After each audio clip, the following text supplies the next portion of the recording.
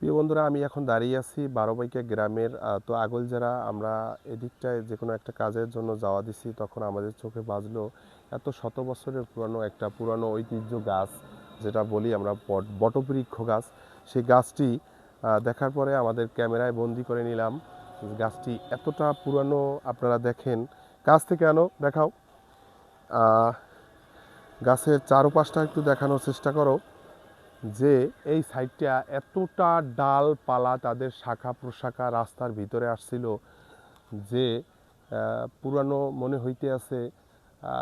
Last পর্যায়ে এদের গাছের যে কাণ্ডগুলা সেগুলাকে কেটে দেওয়া হয়েছে। আর গোড়ার সাইডটা দেখেন, অনেক পুরানো। এটা কাছে না আসলে আপনারা বুঝবেন না এখানে যে কতটা পুরানো গাছ। এখানে হিন্দুদের সনাতন ধর্মীয় একটি পুজো হয়, তো সম্ভবত শিব পূজা হয়। এখানে একটা মন্দির রাখা আছে। তো ভালো থাকেন বন্ধুরা, আসসালামু আলাইকুম।